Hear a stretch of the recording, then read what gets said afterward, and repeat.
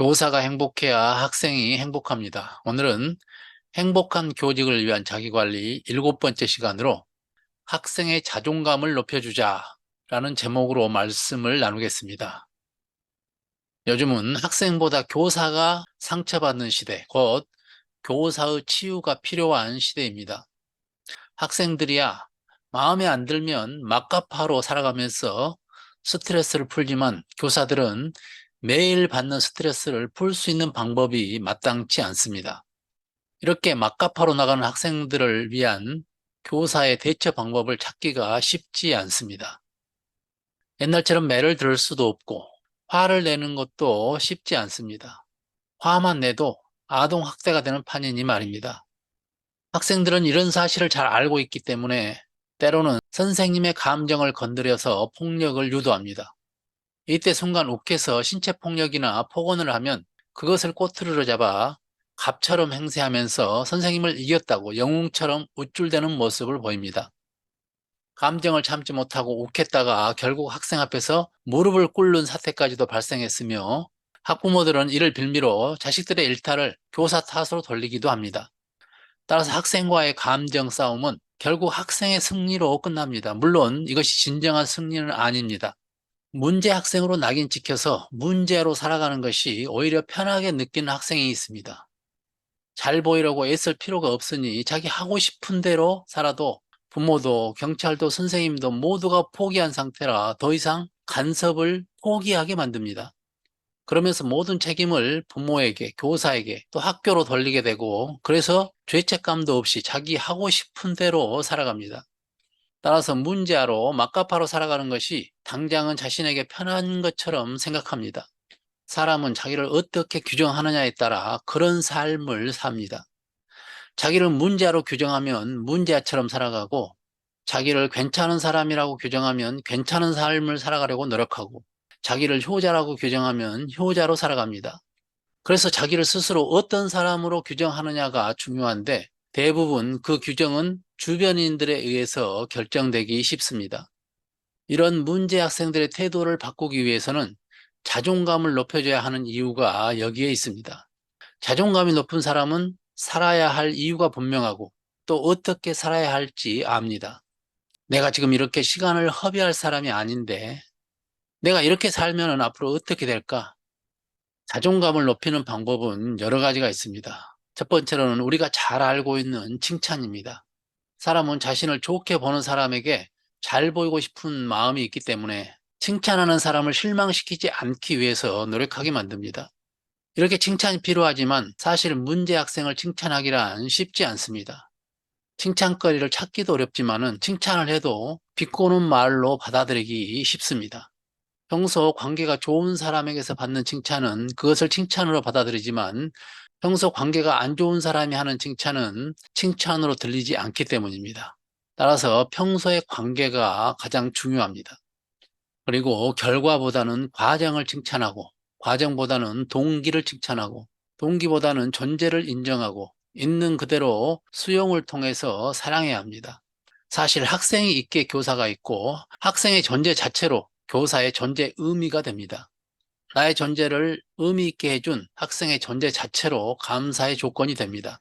이렇게 되면 학생의 존재 자체로 있는 그대로 사랑하게 됩니다. 이것이 학생의 자존감을 높이는 중요한 포인트입니다. 모든 사람이 바라는 마음은 나를 있는 그대로 사랑해주는 사람이 있었으면 좋겠다는 마음입니다. 나의 장점은 물론 나의 단점까지도 나를 평가하지 않고 나를 판단하지 않고 나를 가르치려 하지 않고 나를 바꾸려 하지 않고 만나기만 하면 나를 바꾸려는 사람은 만나기 싫지만 나를 있는 그대로 사랑해주는 사람은 늘 만나고 싶어집니다. 그리고 이런 친구가 있는 사람은 행복한 사람입니다. 물론 학생을 지도해야 하는 입장에서 있는 그대로 수용하고 사랑하는 것이 비현실적인 이야기지만 그래도 이런 마음을 가지고 있어야 학생 지도에 효과가 있습니다. 교사의 입장에서도 학생이 선생님을 있는 그대로 잔소리하고 야단치는 그런 모습까지도 사랑했으면 좋겠습니다. 미성년자인 학생에게 이걸 바라는 것이 무리겠지만 말입니다. 그러나 누구나 자기를 있는 그대로 사랑해 주기를 바라는 마음이 있습니다. 성경에도 대접받고자 하는 대로 너가 먼저 대접하라. 이렇게 말씀하셨듯이 내가 있는 그대로 사랑받기를 원한다면 다른 사람도 있는 그대로 수용되고 사랑해야 된다는 이야기입니다. 그런데 다른 사람을 있는 그대로 사랑하기 위해선 내가 먼저 다른 사람을 있는 그대로 사랑해야 합니다. 나의 단점과 장점, 이 모든 것을. 내가 나의 단점까지도 사랑하는 사람은 다른 사람의 단점도 사랑할 수 있지만 내가 나를 있는 그대로 사랑할 수 없는 사람은 다른 사람도 있는 그대로 사랑하기 어렵습니다.